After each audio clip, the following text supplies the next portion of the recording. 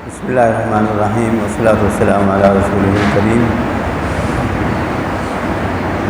اما بعد اعوذ باللہ من الشیطان الرجیم بسم اللہ الرحمن الرحیم الحج والشہور معلومات وقال صلی اللہ علیہ وسلم من حج للہ فلم یرفث ولم یفسق کرجاء یوم ولدت امہ. پانی رکھو.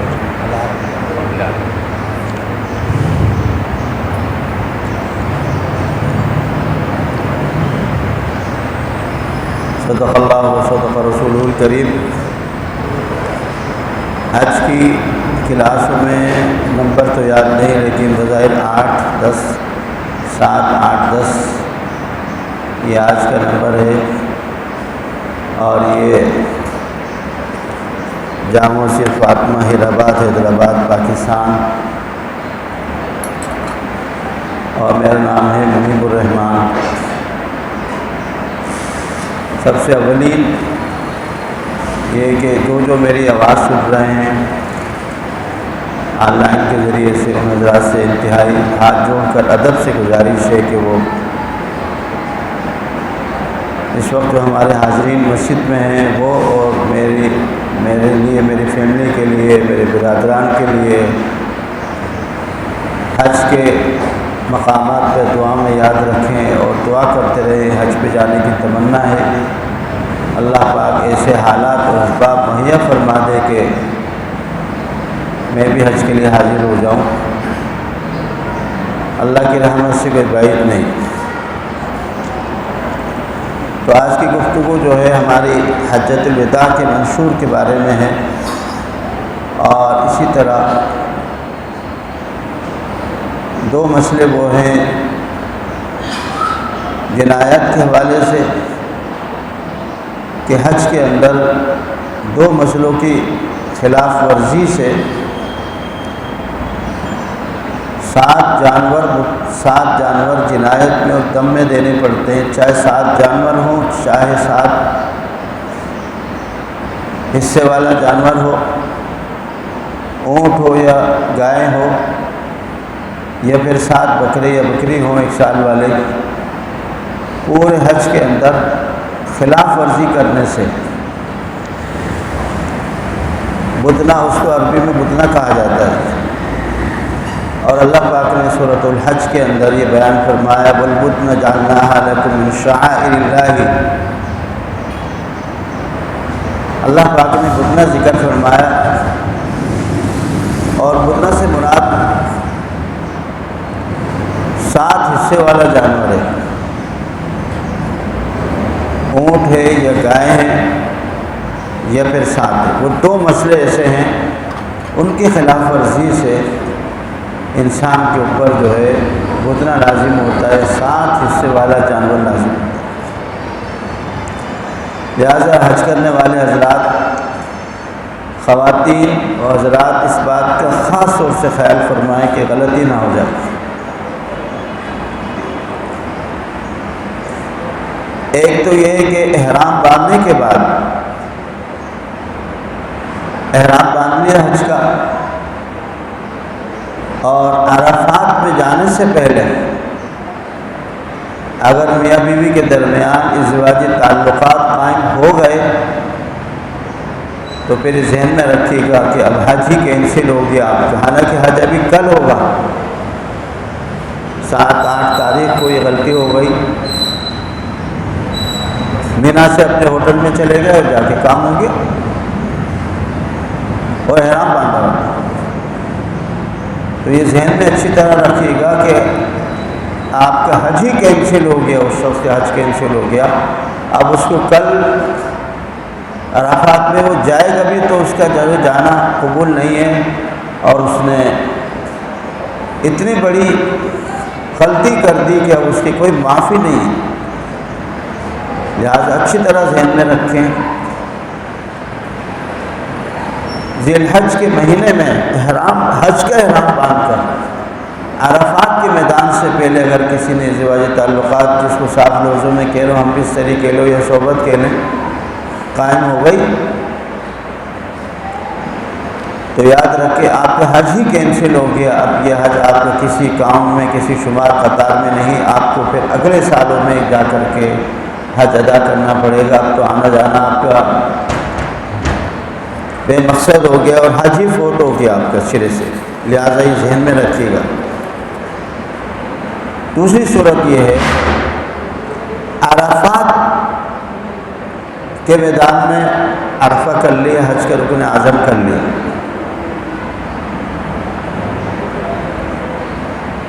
عرفات کے بعد ہوٹل چلے گئے، کیونکہ وہاں روک ٹوک تھوڑی ہے، ٹیکسی پکڑی، سواری. ابھی صبح آپ کو کنکری مارنی ہے، پھر قربانی کرنی ہے، پھر بال منڈانے ہیں. تو اس دوران کہیں بھی اگر جو ہے میاں بیوی کے درمیان ازدواجی تعلقات قائم ہو گئے، مصری ہو گئی، تو پھر اس صورت میں آپ اس شخص کو الگ اور اس کی بیوی کو الگ ایک ایک اونٹ جو ہے وہ قربان کرنا پڑے گا. اونٹ کی قیمت پاکستان میں 4-5 لاکھ سے کم نہیں ہوگی. ابھی بقرعید آ رہی ہے، آپ کو اندازہ ہو جائے. بہت بھاری جرمانہ. حج تو ہو جائے گا لیکن یہ قربانی پورا اونٹ یا پوری گائے یا 7 بکرے یا بکری دینی پڑے گی بطور دم ادا کرنے کی. لہٰذا پہلی صورت میں تو حج سرے سے ہوگا ہی نہیں، آپ کا حق کینسل. بھلے آپ چلے جاؤ عرفات میں، بھلے آپ نے احرام پہنا ہوا ہے، کسی قطار کے حساب میں نہیں. آپ جو ہے نا آؤٹ ہو گئے حج سے. اب آپ کے حج کی کوئی صورت، کوئی دم، کوئی بھی طریقہ کار ایسا نہیں کہ اس سال آپ کے حج کاؤنٹ ہوگا. آپ کا حج ہی کینسل ہو گیا. اور دوسری صورت جو میں نے بتائی کہ عرفات کے بعد بال، حکم یہ ہے عرفات کے بعد صبح کو کنکری مارنی ہے، بڑے شیطان کو قربانی کرنی ہے، بال منڈوانے. بال منڈوانے کے بعد بظاہر احرام کی پابندی ختم، گھر کے کپڑے پہننے کی اجازت ہو گئی. لیکن ہم بستری اب بھی ممنوع ہے جب تک کہ آپ طواف زیارت نہ کر لیں. طواف آپ نے بال کٹوا لیے، کنکری لگ گئی بڑے شیطان کو، قربانی ہو گئی اور جناب والا طواف زیارت ہو گیا. اب آپ احرام سے مکمل نکل گئے. بھلے دوسرے دن تیسرے دن کنکری مارنی ہے، اس دوران اگر کوئی عمل کر لے گا تو کوئی حرج نہیں ہے، کوئی گناہ کی بات نہیں ہے. بہتر تو یہ کہ سب کاموں سے فارغ ہو جائے. حج ڈسٹرب نہیں ہوگا، نہ اس کے اوپر کوئی دم آئے گا، نہ جنایت آئے گی. یہ ایک صورت تو وہ ہے جس میں 7 حصے والا جانور دم میں دینا پڑے گا. اور دوسری صورت یہ ہے کہ خاتون ناپاکی کی حالت میں، حیض کی حالت میں طواف زیارت کرے. آپ کہیں گے کون بیچاری کرے گی ایسا؟ کون بیچاری ایسا کرے گی کہ ناپاکی کی حالت میں طواف زیارت کرے؟ کبھی کبھی معاملہ ایسی صورتحال پیش آ جاتی ہے جس کی وجہ سے طواف زیارت کرنا ضروری ہے. طواف زیارت اگر کسی نے نہیں کیا تو یاد رکھیں، اور وہاں سے کسی طرح مدینہ چلے گئے، مدینہ سے اپنے ملک چلے گئے، دنیا میں کسی بھی ملک میں، اپنے شہر میں، اپنے گھر میں چلے گئے، تو ساری زندگی بیوی اس کے لیے حرام ہوگی، اور اس سے وہ اگر ہم بستری کرے گا تو زنا میں شمار ہوگا.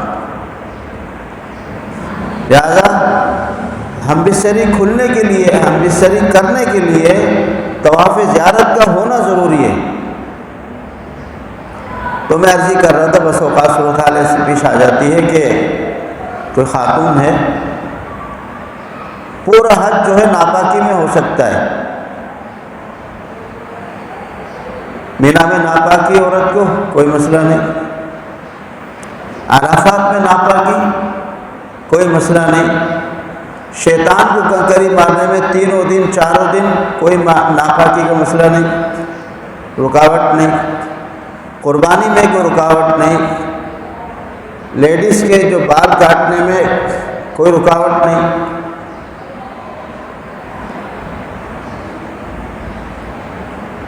لہذا اللہ اکبر، رکاوٹ کہاں ہوتی ہے کہ عرفات بھی کر لیا ناپاکی کی حالت میں اور کنکری بھی مار لی، اب پاکی نہیں ہو رہی بیچاری، طواف زیارت کرے۔ شریعت نے یہ اجازت دی ہے کہ مردوں کے لیے طواف زیارت کا وقت وہی ہے جو ہمارے یہاں قربانی کے 3 دن کا ٹائم ہوتا ہے۔ ہمارے یہاں قربانی میں 3 دن کا ٹائم ہوتا ہے، وہی ٹائم 3 دن 10 11 12 کہ مغرب سے پہلے طواف زیارت اگر مرد عورت کر لیں گے تو ان کا طواف زیارت ادا ہو جائے گا۔ لیکن اگر مردوں نے غفلت کر لی تو ان کو ایک دم دینا پڑے گا لیٹ کرنے کی وجہ سے۔ اور عورت کو یہ اجازت ہے کہ وہ ناپاکی کے انتظار میں بھلے 3 دن 4 دن نکل جائیں تو اس کے اوپر دم نہیں آتا ہے، کیونکہ اس کی وہ شرعی مجبوری ہے۔ میں وہ عرض کر رہا تھا کہ عورت کو بدنہ کہاں دینا پڑے گا؟ مینا بھی چلے گئے، عرفات بھی چلے گئے، مزدلفہ بھی چلے گئے، کہ شیطان کو کنکر بھی مار دی، قربانی بھی کر لی، بال بھی کٹ گئے، لیکن ابھی تک پاکی نہیں ہو رہی اور فلائٹ کا ٹائم آ گیا، اپنے ملک کی فلائٹ کا ٹائم آ گیا یا جو ہے مدینہ شریف جانے کا ٹائم آ گیا، اور فلائٹ کو آگے پیچھے کرنا ہرگز اختیار میں نہیں ہوتا ہے وہاں جا کر کے، سوائے اس کے کہ بہت محنت کر کے کچھ کر کے کہیں کوئی پرابلم پیش آ جائے، خدا نخواستہ کو ہاسپٹل میں داخل ہو جائے، وہاں ڈاکٹر کا لیٹر ہو، کچھ ہو، پھر فلائٹ آگے پیچھے ہو سکتی ہے شدید مجبوری کے اندر۔ اب یہ عورت بیٹھی ہے کہ یا اللہ ارکان بھی سارے ہو گئے، اب میں پاک ہوں تو میں جہاز میں چڑھوں؟ تو پھر شریعت اور یہ بھی ہے کہ اگر یہ بغیر طواف زیارت کی چلی گئی ساری زندگی اپنے شوہر کے لیے حلال نہیں ہوگی، اور اس سے شوہر کو ہم بستری کرنا یوں ہی حرام رہے گا جیسے زنا کرنا۔ اب اس کے لیے شریعت ایک آسانی دی ہے کہ یہ اپنی حیض کی حالت میں، ماہواری کی حالت میں پیٹ ویٹ باندھ کے اچھی طریقے سے کر کے بظاہر نہا دھو کے صاف ستھرے ہو کے پیٹ باندھ کر کے اس میں ایام حیض کے اندر حرم شریف میں داخل ہو جائے اور ناپاکی کی حالت میں طواف زیارت کر لے۔ تو اس کو کرنے کی تو اجازت ہو گئی ہے، لیکن اس کا خمیازہ اس کو ایک پوری گائے یا پورا اونٹ اور یا 7 بکرے قربانی دینی پڑے گی۔ اس قربانی دینے سے یہ کام کرنے سے یہ ہوگا کہ اب یہ جو ہے چاہے مدینہ شریف سے جائے، وہاں سے اپنے ملک جائے یا اپنے مکہ سے جدہ اپنی فلائٹ پکڑے اور اپنی دنیا میں جہاں بھی جائے، تو یہ شریعت نے اجازت دی ہے۔ اس لیے کہ اگر اس کو یہ بھی اجازت نہ دی جائے تو اور یہ یوں ہی بغیر طواف زیارت کے اپنے ملک چلی گئی تو ساری زندگی، اور یہ شادی شدہ ہے تو ساری زندگی جو ہے وہ ساری زندگی اس کو ہم بستری شوہر کو اس کے لیے اجازت نہیں ہوگی۔ لہٰذا صرف پورے حج کے مسائل میں یہ 2 مسئلے ایسے، 3 مسئلے میں نے بتائے۔ ایک تو احرام، حج کے احرام باندھ کر طواف زیارت عرفات سے پہلے ہم نے سری کر لی تو حج اس طرح سے کینسل ہو گیا، اور یہ 2 مسئلے یہ ہیں کہ طواف زیارت عرفہ تو کر لیا، عرفات کے بعد کنکری مار دی، صبح اٹھ کے قربانی بھی ہو گئی، بال بھی کٹ گئے، تب بھی بال کٹنے کے بعد کپڑے تو پہننے کی اجازت ہے مردوں کو، لیکن ابھی تک میاں بیوی کے تعلقات کی اجازت نہیں ہے۔ تعلقات کی اجازت کب ہوگی؟ طواف زیارت کر لیں گے دونوں. اور یہ بھی ذہن میں رکھیے گا جس صورت میں مرد کے اوپر 7 حصے عرفات کے میدان میں بھی آپس میں تعلقات قائم کر گئے تو دونوں کے اوپر ایک ایک اونٹ یا گائے یا 14 بکرے دینے پڑیں گے دونوں کو ملا کر. 14 بکرے کم نہیں ہوتے میرے بھائی. 600 ریال کا ایک بکرا آپ اندازہ لگا سکتے ہیں، 1000 ریال بن جائیں گے. یہ اس لیے میں عرض کر رہا ہوں، بات تو شرم کی ہے اور آدمی سوچتا ہے کہ یار کون کرے گا ایسا کام. بات یہ ہے کہ کچھ باتیں ایسی ہوتی ہیں کہ عام جام ذہن میں نہیں ہوتی، لیکن بتانا اس لیے ضروری ہے کہ کسی کے ذہن میں اگر کچھ چل رہا ہو، خواہش پیدا ہو گئی کہ بس دل چاہ رہا ہے یہ کام کرنے کو، اور جا کر کے ٹیکسی پکڑے اپنے ہوٹل میں چلے جائے، جا کے کر لے، کون روکے گا اس کو؟ تو اس لیے اس کو بتانا ضروری ہے کہ کوئی غلطی نہ کر جائے. اور احرام کی حالت کا ایک حکم یہ ہے کہ اللہ پاک نے احرام کے اندر 3 باتوں کی مانعت کی. فمن فرض فیہن الحج فلا رفث ولا فسوق ولا جدال فی الحج، کہ جس نے حج اپنے اوپر حج کا احرام باندھ کر کے حج کو لازم کر لیا، فلا رفث، اب وہ ان باتوں کو کرنے کی اجازت نہیں جو شرم کی باتیں ہیں، میاں بیوی کے شرم کی باتیں ہیں. میاں بیوی آپس میں تو ایک ہی لباس کی طرح ہے تنہائی کے اندر، لیکن جس طرح تنہائی کی باتیں میاں بیوی سب کے سامنے نہیں کرتے اور کرنی بھی نہیں چاہیے، تو اللہ پاک فرما رہے ہیں جب حج کا احرام باندھ لیا تو اب میاں بیوی کو شرم کی باتیں، صحبت تو بڑی چیز ہے نا، شرم کی باتیں بھی کرنے کی اجازت نہیں، بوس و کنار کی اجازت نہیں، ہم بستری شہوت کی کسی بات کی اجازت نہیں. اب یہ سمجھو پکا کرفیو لازم، پکا کرفیو ہو گیا کہ اب دونوں آپس کے جو خصوصی معاملات ہیں وہ کرنا تو درکنار، زبان سے ایک پیار محبت کی بھی بات کرنے کی اجازت نہیں ہے جس سے انسان کو شہوت ہو یا بستری کی طرف جانے والی باتیں ہوں. لہٰذا میں سب حضرات خواتین سے کہوں گا کہ اس مسئلے کا خاص طور سے خیال فرمائیں.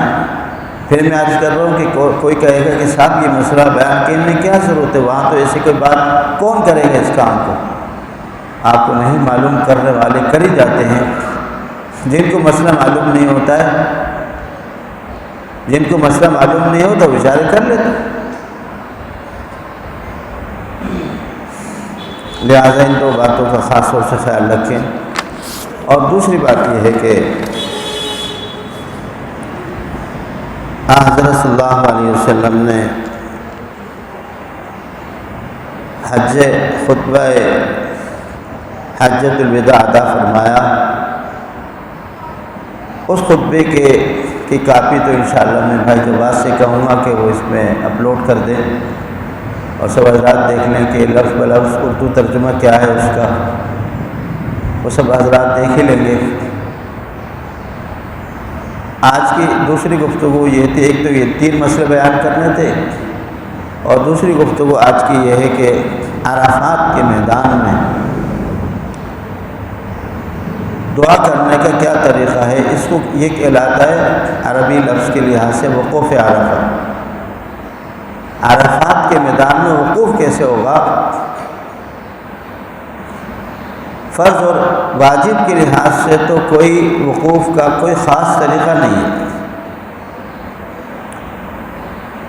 کہ آپ عرفات کے میدان میں پہنچ گئے، آپ کا فرض ادا ہو گیا، اور عرفات کے میدان میں فرض ہونے کے بعد کوئی دعا کرے نہ کرے، کوئی دعا نفل پڑھے نہ پڑھے، ذکر کرے نہ کرے، کھڑا ہو کر کے دعا کرے، بیٹھ کر دعا پڑھے، اس سے کوئی فرق نہیں پڑتا. آپ کا حج ادا ہو گیا. حج کا جو رکن اعظم ہے، جو سب سے بنیادی ستون ہے، کہ عرفات کے میدان میں پہنچنا حج کے رکن کے ادائیگی کی نشانی ہے۔ البتہ جناب رسول اللہ صلی اللہ علیہ وسلم نے عرفات کے میدان میں آپ نے کس طرح وقوف فرمایا، اس کا طریقہ صحابہ کرام نے جو نقل کیا ہے وہ میں بتانے کی کوشش کروں گا۔ آپ نے غسل فرمایا 9 تاریخ کو ظہر کی نماز سے پہلے، زوال سے پہلے آپ نے غسل فرمایا۔ سنت ہے یہ، فرض واجب نہیں۔ اسے کہ آپ نے پھر نماز ظہر ادا فرمائی۔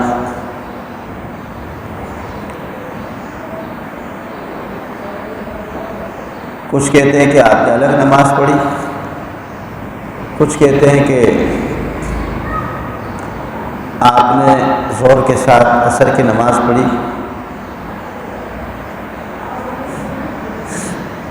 لہٰذا یہاں ایک بات یاد رکھیے گا، اگر آپ کا خیمہ مسجد نمرہ عرفات کی جو مسجد ہے اس کے قریب کہیں آپ کا خیمہ ہے تو وہ وہاں کے حضرات، کیونکہ دوسرے مسلک کے لوگ ہوتے ہیں، وہ ظہر کے ساتھ عصر بھی فوراً پڑھ لیں گے۔ جمع بین الصلاتین اس کو کہا جاتا ہے کہ 2 نمازوں کو اکٹھا پڑھنا، ظہر پڑھی اس کے بعد عصر پڑھی۔ اللہ تعالیٰ کا شکر ہے 1993 میں جب پہلی دفعہ حج کی حاضری ہوئی تو بظاہر ہمارا خیمہ مسجد نمرہ کے قریب تھا، وہاں جا کر کے ظہر کی نماز ادا کی۔ اب میں سوچ رہا تھا سنتیں پڑھیں گے، امام صاحب دوبارہ کھڑے ہوئے عصر کی نماز بھی پڑھ لی۔ تو اگر کوئی شخص عرفات کے میدان میں مسجد جو بڑی ہے مسجد نمرہ کہلاتی ہے، اس میں اگر امام کے ساتھ کسی نے ظہر کی نماز پڑھ لی تو امام چونکہ عصر کی نماز بھی پڑھاتے ہیں تو عصر کی نماز پھر وہاں عصر کی نماز بھی آپ کو پڑھنی پڑے گی، کیونکہ اب آپ نے ان کے پیچھے اقتدا کی ہے تو وہ جیسے وہ ترتیب ہے ان کی وہ ترتیب آپ کو فالو کرنی ہوگی۔ اگر آپ اپنے خیمے کے اندر ہیں تو ظہر کو ظہر کے وقت میں پڑھیں اور عصر کو عصر کے وقت میں پڑھیں۔ البتہ مغرب کی نماز باتفاق فقہاء، محدثین، علماء وہ یہ کہ مغرب کی نماز آپ کو عرفات کے میدان میں نہیں پڑھنی ہے، بلکہ مغرب کی نماز آپ کو مزدلفہ پہنچ کر عشاء کی نماز کا وقت ہونے کے بعد، پھر آپ کو مغرب کی نماز پہلے عشاء کا وقت ہو گیا، مزدلفہ کے میدان میں پہنچ گئے تو پھر مغرب کی نماز ادا کی جائے گی اور اس کے بعد پھر عشاء کی نماز ادا ہوگی، پھر اس کے بعد مغرب کی سنتیں آپ کو پڑھنی، پھر عشاء کی سنت اور وتر ادا کرنا۔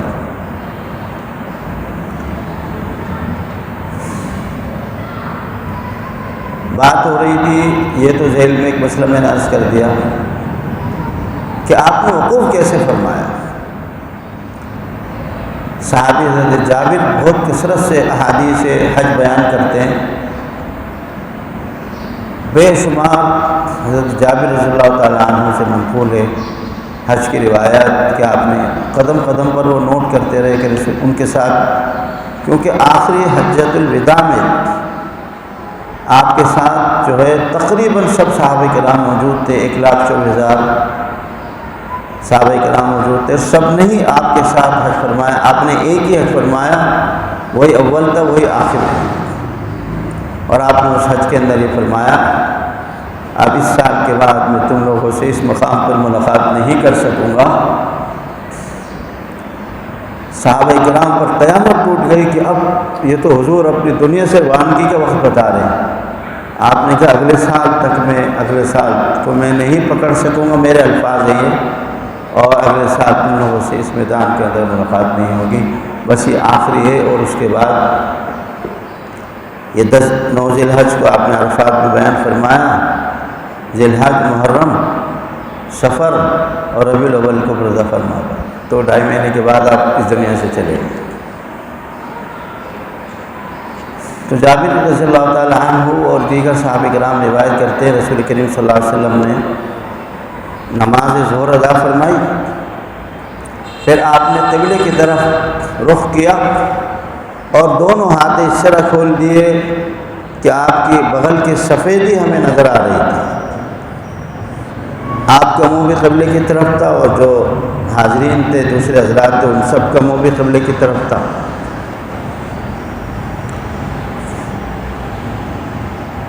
اور اس کے اندر جو ہے 3 آپ عرفات کے وقوف کے اندر 3 باتیں 3 آپ نے جملے ارشاد فرمائے۔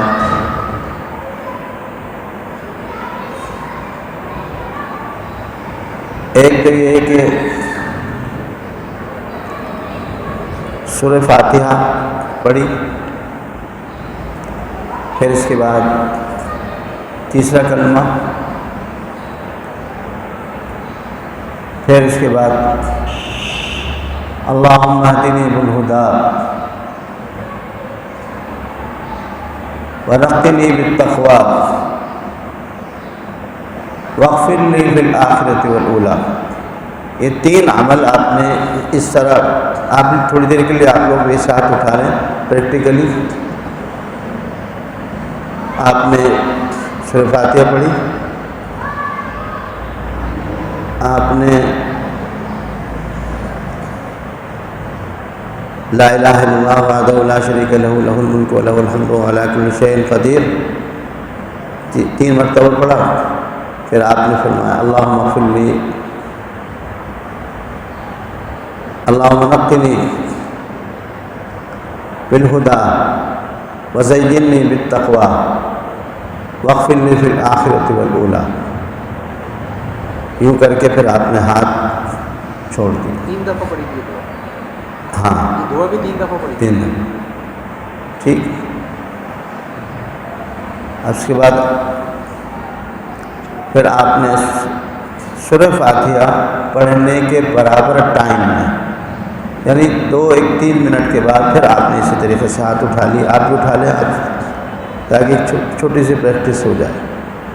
لا الہ، نہیں ایسے نہیں، یوں نہیں، یوں، یہ ہاتھ ہے نا یوں رکھیں، جیسے ہم ہاتھ یوں رکھتے ہیں نا اس میں یوں رکھیں ہاتھ۔ لا الہ الا اللہ وحدہ لا شریک لہ لہ الملک و لہ الحمد وهو علی کل شیء قدیر۔ اللہم اغفر لی بالہدی ونقنی بالتقوی واغفر لی فی الآخرۃ والأولی۔ پھر آپ نے ہاتھ گرا دیا۔ یہ تھوڑی دیر کے لیے بھی اٹھانا بڑا بھاری ہو جاتا ہے، یہ 2-3 منٹ کا ہاتھ اٹھانا بھی ہر کسی کی بس کی بات نہیں ہے، لیکن ایسا کرنا فرض واجب نہیں۔ پھر آپ نے سورہ فاتحہ پڑھنے کی مقدار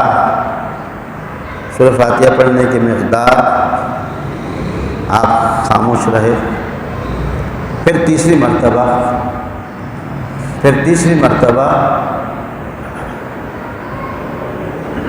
پھر ہاتھ اٹھا لیے ایسے، لا الہ الا اللہ وحدہ لا شریک لہ لہ الملک و لہ الحمد یحیی و یمیت وہو علی کل شیء قدیر۔ اللہم اغفر لی، اللہم اہدنی بالہدی ونقنی بالتقوی واغفر لی فی الآخرۃ والأولی برحمتک یا ارحم الراحمین۔ پھر آپ نے ہاتھ گرا دیا۔ اچھا، سورہ فاتحہ بھی 3 دفعہ پڑھی تھی؟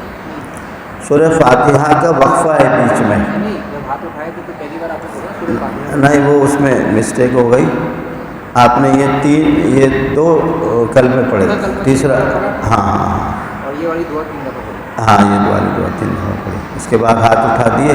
سورہ فاتحہ کا گیپ ہے، ہاں اچھا، اس کے بعد 3 دفعہ ہو گئی، پھر آپ بیٹھ گئے اور اپنے ذکر فکر میں اس میں لگ گئے۔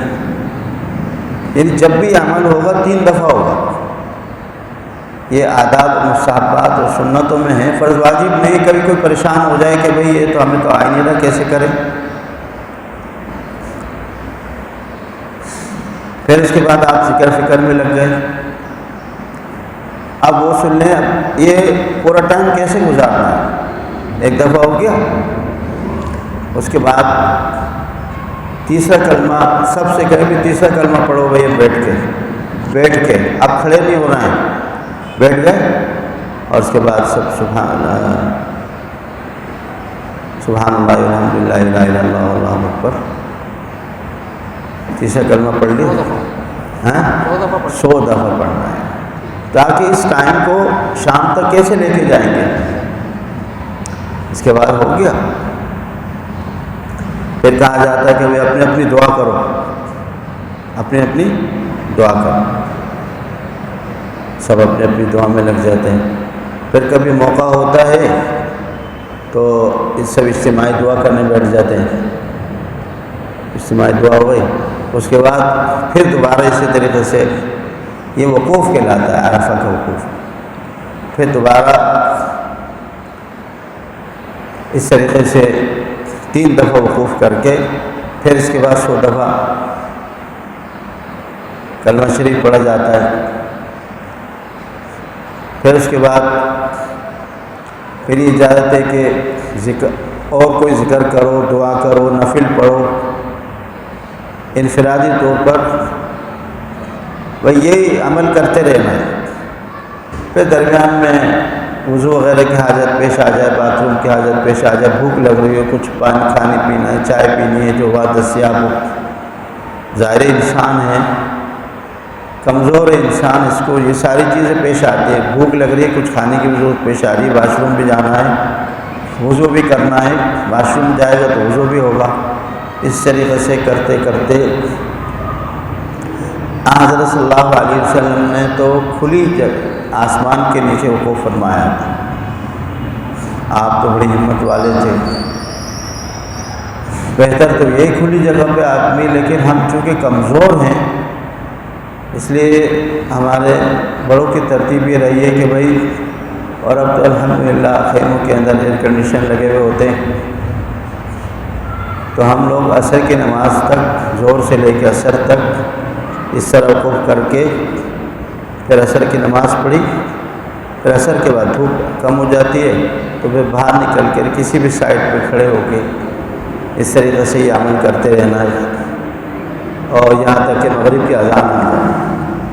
مغرب کی اذان آ جائے پھر آپس میں جو ہے حج کی مبارکبادی شروع ہو جاتی ہے. حج کی مبارکبادی اس کا کوئی حصہ نہیں ہے, لیکن میں ایک عمل بتا رہا ہوں. اجتماعی دعا کیسے کرتے ہیں؟ اجتماعی دعا جیسے نماز کے بعد ہم لوگ اجتماعی دعا کرتے ہیں, کیونکہ اب انفرادی اعمال ہیں آپ کے, اب انفرادی اعمال ہیں. انفرادی اعمال میں ہاتھ اٹھا کر دعا کرنا بھی ہے, نفل بھی ہے, تلاوت بھی ہے, ذکر بھی ہے, اور اپنی ضروری حاجات بھی اسی میں آ جائیں گی. پیاس لگ رہی ہے, پانی پینا ہے, بھوک لگ رہی ہے, کچھ کھانا ہے, کم سے کم واش روم تو جانا ہی پڑتا ہے. اس لیے ہمارے استادوں نے ہمیں یہ تعلیم دی کہ کوشش کریں زوال سے پہلے اپنے ہلکی پھلکی کوئی غذا لے لیں, اور کوشش کریں کہ اب مغرب تک آپ کو حاجت پیش نہ ہے. لیکن ایسا ممکن نہیں ہے, جب بھی تقاضا ہوگا جانا تو پڑے گا. اور زیادہ خوراک بھی نہ لے, تاکہ زیادہ خوراک پانی پینے سے پھر حاجت پیش آتی ہے, پھر آپ کو واش روم جانا پڑے گا. اور اس عرفات کے میدان کا ایک ایک لمحہ, ایک ایک ذرہ کہتے ہیں جواہرات سے بھی زیادہ قیمتی ہے. سونے جواہرات سے بھی زیادہ قیمتی, بہت قیمتی وقت ہے. اس لیے اس قیمتی وقت کو بہت ہی فکر مندی سے گزارنا ہے. مجھے یہ بات کہنی نہیں چاہیے, لیکن اس لیے کہہ رہا ہوں کہ آپ دیکھیں گے بیچارے لوگ لیٹے ہوئے ہیں, سوئے ہوئے ہیں, نہ کوئی ذکر ہو رہا ہے, نہ دعا ہو رہی ہے, اور افسوسناک حد تک کہ خیمے سے باہر نکل کے سگریٹ پی رہے ہوتے ہیں. ایک مسئلہ بھی وہ یاد آ گیا, احرام کی حالت میں سگریٹ پینے کا کیا حکم ہے. اور ایک لطیفہ بھی سناتا ہوں میں آپ کو. 2006 کی بات ہے کہ میں حج کی کلاس لے رہا تھا, اور اس وقت حج کی کلاسیں عشاء کے بعد ہوتی تھی ہمارے مدرسے میں، تو میں نے 8-10 کلاسیں لے کر کے پابند کر دیا کہ آپ کو سگریٹ نہیں پینا ہے۔ اور اب جو سگریٹ کے عادی ہوتے ہیں ان کے لیے سگریٹ چھوڑنا قیامت سے کم نہیں ہوتا ہے۔ میں نے بہت محنت کر کے ان کو پابند کر دیا کہ آپ کو احرام 4 دن 5 دن بندھے گا، آپ کو سگریٹ نہیں لینی ہے۔ ہمارے دوست پتہ نہیں اب حیات ہیں یا نہیں ہیں، لطیف آباد میں رہتے تھے،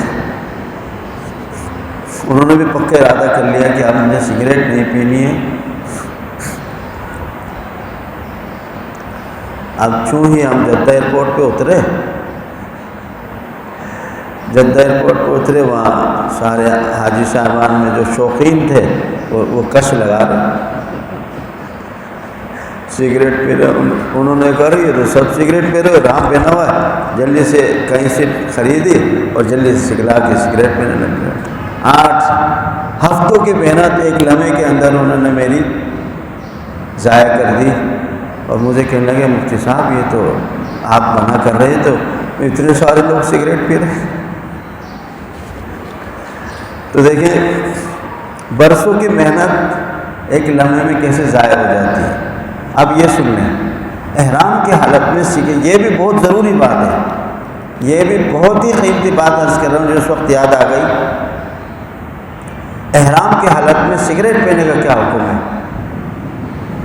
احرام کی پابندیوں میں یہ خوشبو نہ لگائے، ناخن نہیں کاٹے، بال نہیں کاٹے، میاں بیوی کے تعلقات سے دور رہے، شکار نہ کرے، اور جناب جو ہے سلے ہوئے کپڑے نہیں پہنے، سر کے اوپر کوئی کپڑا نہ رکھے، بدن پر بنیان، انڈر ویئر، جراب، موزے اور پیر کے اوپر کی ہڈی کو خالی کرنا ضروری ہے۔ اس لیے ہوائی چپل پہنی جاتی ہے کہ اس میں اوپر کی ہڈی خالی رہتی ہے پیر کی۔ اگر گرمی زیادہ ہو تو ہاں گرمی زیادہ ہو، چل رہا ہو، سفر میں ہو تو کپڑا رکھ دیتا ہے؟ نہیں، اس کے لیے چھتری، اس کے متبادل چھتری ہے، چھتری آپ رکھ سکتے ہیں، چھتری آپ کھول لیں۔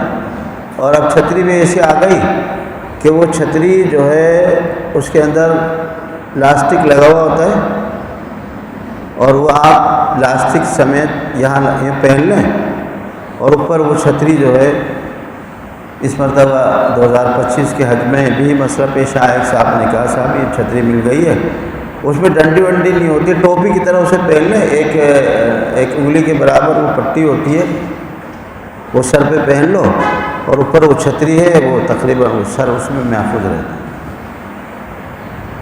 تو اس کی تحقیق ہوئی کہ بھائی یہ سر کے اوپر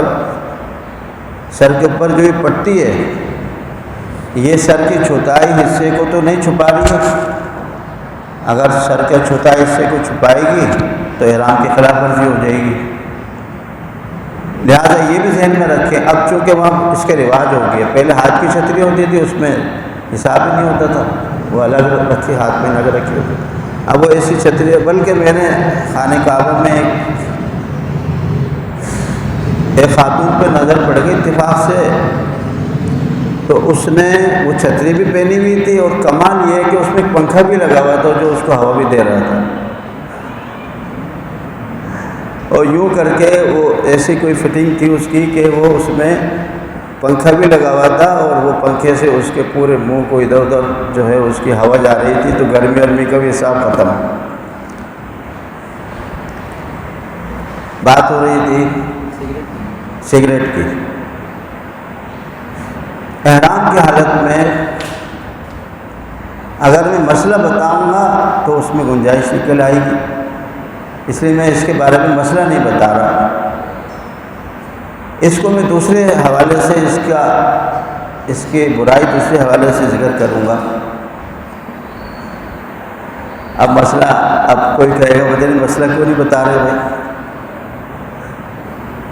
مسئلہ تو بہرحال چلو بتا ہی دیتا ہوں میں۔ احرام کی حالت میں سگریٹ پینا مکروہ ہے، سگریٹ پینا مکروہ ہے، ہم حج اور عمرے کے ثواب کو کم کرنے والی بات ہے، کراہت پیدا ہو جائے گی۔ اب اگر میں جیسے کہ میں نے عرض کیا کہ اگر کراہت کی بات ہوگی تو کہے گا یار پہلے ہو جائے کراہت، حج تو ہو جائے گا نا، حج میں تو مسئلہ نہیں ہے نا۔ ہاں بھائی حج میں مسئلہ نہیں ہے، کراہت ہو جائے گی تو ہو جائے گی، اب اس کو کیا کریں، منہ کو جو لگی ہوئی اس کو کیا کریں۔ اس لیے اس کو میں دوسرے طریقے سے بیان کرتا ہوں کہ احرام کی حالت میں انسان فرشتوں کے حصار میں رہتا ہے، اور فرشتوں کو بو پسند نہیں ہے، فرشتے بو سے نفرت کرتے ہیں۔ تو میں اس کو اس طریقے سے بیان کرتا ہوں کہ احرام کی حالت میں اگر آپ نے سگریٹ پی لی تو فرشتے آپ کے پاس سے چلے جائیں گے، آپ اس کے اللہ کی رحمت سے دور ہو جائیں گے۔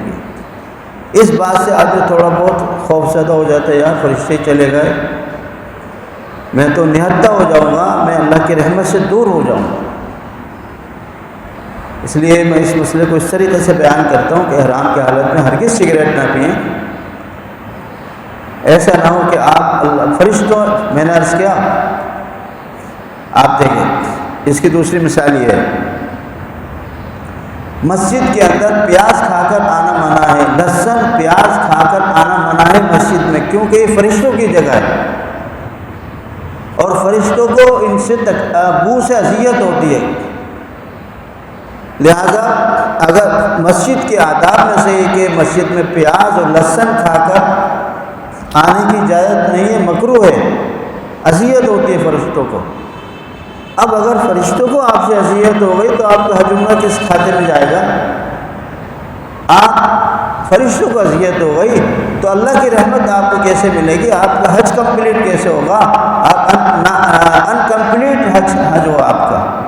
لہذا سگریٹ پینے سے میں یہ کہنے پر وہ کہوں گا کہ سگریٹ پینے سے آپ کا حج کمپلیٹ نہیں ہوگا، نامکمل ہوگا آپ کا حج، نامبارک ہوگا آپ کا حج، فرشتے اس کے اندر سے دور رہیں گے۔ لہذا ہرگز سگریٹ پینے کی کوشش نہ کی جائے۔ لیکن اگر کسی نے پھر بھی پی لیا، سگریٹ پی لی، تو پھر اس صورت میں حج تو ہو جائے گا، کوئی کفارہ بھی نہیں ہے۔ جس طرح لہسن اور پیاز کھا کر کے مسجد میں آ گیا اور نماز ادا کر لی تو نماز تو ہو جائے گی، فرشتوں کو تکلیف ہوتی، اور فرشتے جو ہے وہ نورانی مخلوق ہے، اللہ کی طرف سے بھیجی مخلوق ہے، لہذا ان کو اذیت دینا اور تکلیف دینا اچھی بات نہیں ہے۔ ہم یہ دنیا میں کہتے ہیں نا یار ہماری وجہ سے کسی کو تکلیف نہ ہو، تو آپ احرام کی حالت میں سگریٹ پی کر فرشتوں کو کیوں تکلیف دے رہے ہیں؟ پھر آپ کی حج کی قبولیت کہاں جائے گی؟ پھر آپ کا حج کمپلیٹ نہیں ہوگا۔ لہذا اور زندگی میں عام طور سے ایک ہی مرتبہ آدمی سفر کر پاتا ہے، لہذا کوشش کریں کہ حج کو مکمل کریں۔ لہذا اس ضمن میں یہ بھی بات ہو گئی۔ اب تیسری بات یہ کہ حجۃ الوداع کے بارے میں چند باتیں عرض کر دیتا ہوں، اس کے بعد پھر انشاءاللہ 6-7 منٹ میں دعا ہو جائے گی۔ حجۃ الوداع جو حضرات میری بات سن رہے ہیں اور وہ فیس بک وغیرہ چیک جانتے ہوں کرنا تو اس میں نکال دیں گے خطبہ حجۃ الوداع جو کائنات کا سب سے بڑا منشور ہے، اور آپ نے اس میں توحید، رسالت، عبادات اور حقوق العباد کا ذکر فرمایا، جو آج میرا نماز سے پہلے جو موضوع تھا، اسلام کی 5 بنیادی باتیں ہیں۔ توحید، ایک اللہ کو ماننا، وہ اس خطبے میں ذکر ہے۔ رسالت، حضرت محمد مصطفیٰ صلی اللہ علیہ وسلم کو نبی ماننا اور آخری نبی ماننا، اور عبادات، نماز، روزہ، زکوٰۃ، حج، قربانی، فطرہ، جو عبادات ہیں وہ ادا کرنے ضروری ہے۔ اور معاملات کے اندر معاشرت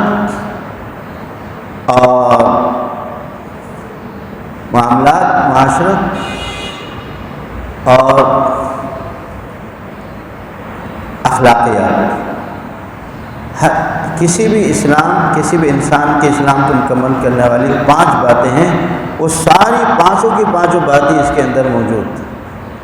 تو آپ نے اس میں بیان فرمایا اور یہ فرمایا میری بات غور سے سنو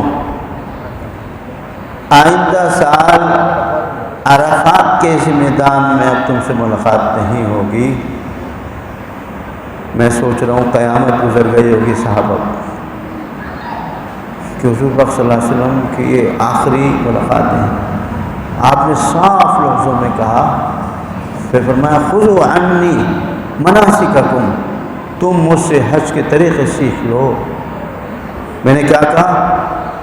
صحابہ کرام بہت سارے ہیں جنہوں نے حج کی روایت نقل کی، لیکن حضرت جابر کو شاباش ہے کہ وہ قریب حضور پاک صلی اللہ علیہ وسلم کے پورے 5 دن 6 دن، چوتھی کنکری کو لگا کے تو 6 دن ہو گئے، وہ 6 دن تک مسلسل آپ کے قریب رہے۔ قریب رہنے کا مطلب ہے نوٹ کیا کہ آپ نے اس موقع پر کیا کیا، اس موقع پر کیا کیا۔ بے شمار ان کے حضور کے 6 دن جو حج کے ہیں، عام تو 5 دن ہیں، عام تو حج کے 5 دن، لیکن چونکہ حضور نے چوتھے دن بھی کنکری ماری تھی تو اس سمیت 6 دن بنتے ہیں۔ حضرت جابر رضی اللہ تعالیٰ عنہ نے تو بات یہ ہو رہی تھی کہ فرمایا کہ بھائی اس سال کے بعد اب تم سے ملاقات نہیں ہو سکے گی، اور میں نے عرض کیا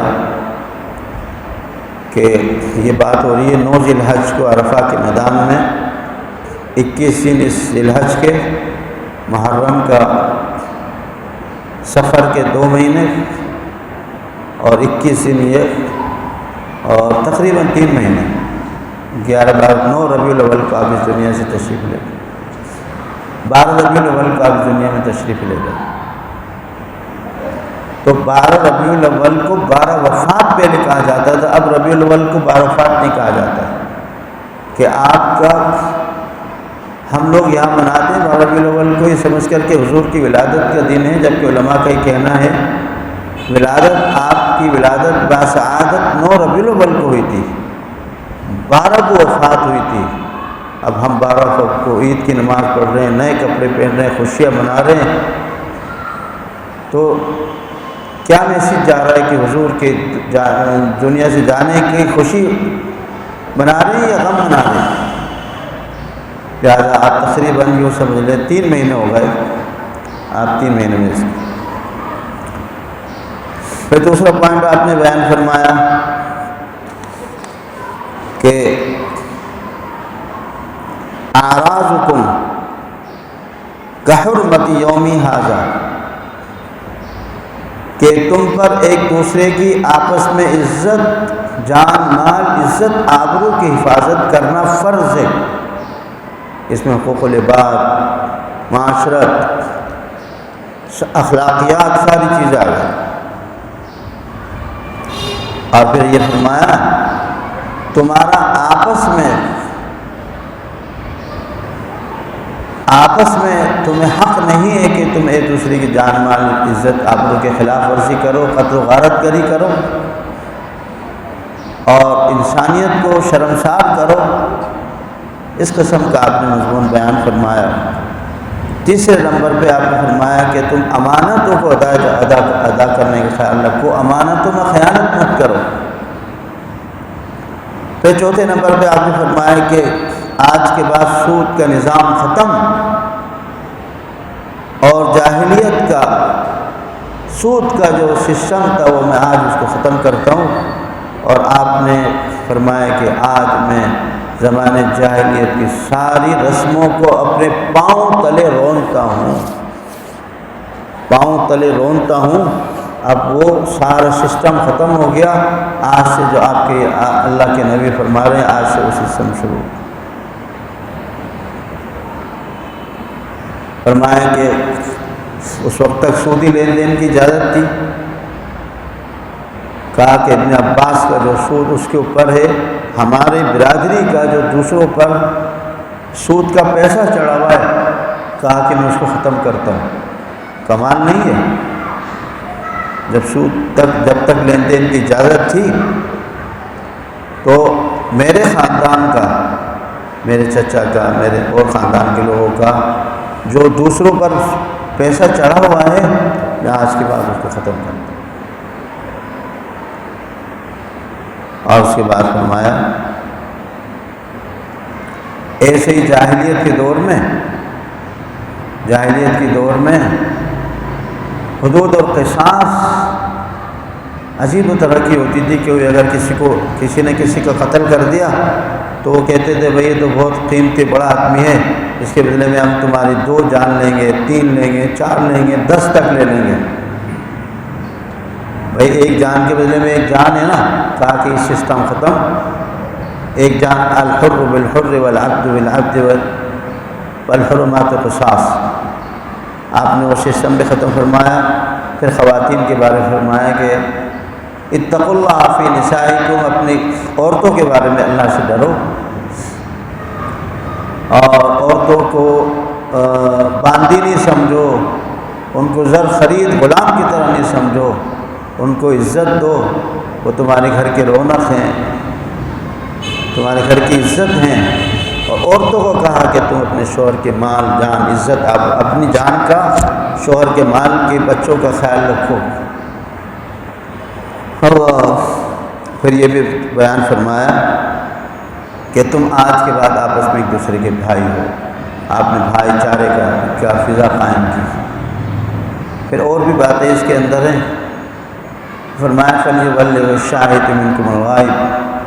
اب کیونکہ میں تو اب یہ آخری میرا آپ لوگوں سے ایک عظیم اجتماعی آخری خطاب ہے، بڑا، میں نے اس کے 3 مہینے کے بعد تشریف لے گئے۔ پھر کہا اب جو کچھ میں نے پیغام تمہیں دیا ہے، جو حاضر ہیں وہ غائبوں کو بتائیں، جو یہاں موجود ہیں وہ اپنے بعد والوں کو بتائیں، بعد والے اپنے بعد والوں کو بتائیں، یہاں تک کہ سلسلہ آپ نے بیان فرما دی، گویا یہ سلسلہ قیامت تک اب جاری رہنا چاہیے۔ اس کے بعد پھر آپ نے، اور یہ آپ نے عرفات کے میدان میں ایک پہاڑی ہے، وہاں مجھے کسی نے نشاندہی کی تھی کہ پہاڑی کے اس طرف آپ جو ہے اونٹنی پر سوار تھے، اور اونٹنی پر آپ حج کا خطبہ ارشاد فرما رہے تھے، اور اس کے بعد بڑی آہوازاری کے ساتھ پھر وہی بات یاد آ رہی ہے، اس بات کو کر کے ختم کروں گا۔ آپ نے اس میں یہ دعا بھی فرمائی تھی، اللہ تو مظلوم کو تو جنت دے گا، ظالم کو معاف کر دے گا۔ اور یہ دعا اس وقت تک قبول نہیں ہوئی، اللہ کی پاک کی طرف سے خاموشی آئی۔ پھر آپ جب رات کو مزدلفہ میں گئے اور آپ مسلسل دعا میں تھے، تو وہاں مزدلفہ کے کسی حصے میں جا کر کے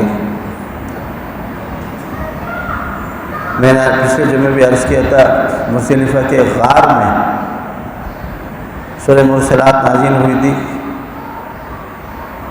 اس میں وَيْلٌ يَوْمَئِذٍ لِّلْمُكَذِّبِينَ تقریباً 8، 9 یا 10 مرتبہ یہ آیت آئی ہے۔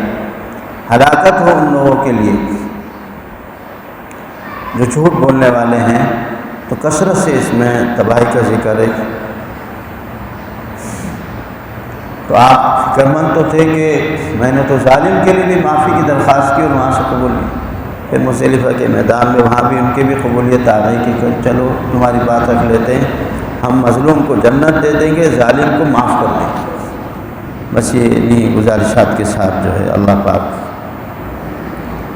ہمیں حضور کی ان تعلیمات پر عمل کرنے کی توفیق عطا فرما دے۔ اور خطبہ حجۃ الوداع کے چند پوائنٹ میں نے بیان کیے، باقی کہ انشاءاللہ میں بھائی جواز سے بھی کہوں گا، یہ آپ کو آن لائن بھیج دیں گے، اپلوڈ کر دیں گے، آپ سب دیکھ لیجیے گا، ایک ایک نقطہ اس کا غور سے پڑھیے گا، اور اپنی لائف کو اس کے ساتھ میچ کر کے دیکھیے گا کہ اس میں کہیں مجھ سے کیا غلطی ہو رہی ہے، اور ان غلطیوں کی اصلاح ہو جائے تو سمجھو آپ کے حج کی قبولیت کی چانسز بڑھ جائیں گے۔ اللہ توفیق عطا فرمائے۔ وآخر دعوانا اللہم لک الحمد لا نحصی ثناء علیک انت کما اللہم صلی علی سیدنا مولانا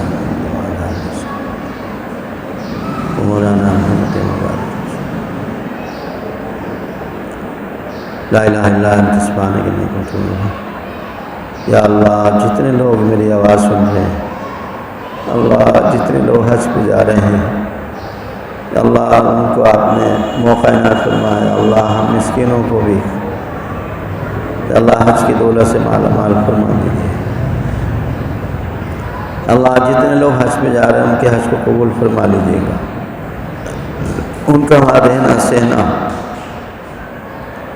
خانہ کعبہ کی زیارت کرنا، عمرہ اور طواف کرنا، وہاں تلاوت کرنا، ذکر کرنا، فکر کرنا، اسی طرح مدینہ پاک صلی اللہ علیہ وسلم میں نمازیں پڑھنا، جناب رسول اللہ صلی اللہ علیہ وسلم کی خدمت عالیہ میں سلام پیش کرنے کی سعادت، کہ اللہ ان جانے والوں کو مبارک فرما دیجیے اور ہم مسکینوں کو بھی وہاں پہ حاضری کی دولت سے مالامال، کہ اللہ حج پہ جانے والوں کے دلوں میں نہ جانے کیا کیا خواہشات ہوں گی، کیا کیا پریشانیاں ہوں گی، کیا کیا بیماریاں ہوں گی، ہر ایک کے اپنے مقاصد ہیں، ہر ایک کے اپنے مسائل ہیں، مشکلات ہیں، دشواریاں ہیں، پریشانیاں ہیں، یا اللہ ہاتھ جوڑ کے یا اللہ ہم سب بھیک مانگتے ہیں آپ ہماری اور حاضرین کی، یا اللہ اس معافی کو قبول فرما لیجیے گا اور حج کی دولت، حج کی قبولیت سے مالا مال فرما لیجیے گا، اور سارے انسانوں کو جو حج پہ جائیں اللہ ان کے دعاؤں کو قبول فرما لیجیے اور سب کے مقاصد میں، سب کو اپنے مقاصد حسنہ میں کامیابی عطا فرما دیجیے۔ اللہ آپ کے حبیب نے فرمایا کہ حج عمرے کی کثرت مالداری لاتی ہے، فراوانی لاتی ہے، یا اللہ حج عمرے کی بدولت جن لوگوں نے حج عمرے پہ پیسے لگائے ہیں یا اللہ ان کو کئی گنا اس کا بڑھ کر یا اللہ دنیا کے اندر اور آخرت کے اندر اس کے بہترین جزا عطا فرما دیجیے۔ یا اللہ جو بیمار ہیں ان کو صحت عطا فرما دیجیے۔ یا اللہ جو حالات جنگی ہے مسلمانوں کے درمیان، افغانستان، ایران، یا اللہ اور غیر مسلم ممالک ان پر چڑھائی میں ہیں، اللہ ان کو مسلمانوں کو کامیابی عطا فرما دے۔ دنیا بھر میں جہاں کے مسلمان ہیں اللہ ان کو کامیابی عطا فرما دے۔ صلی اللہ تعالی علی نبی کریم برحمتہ یا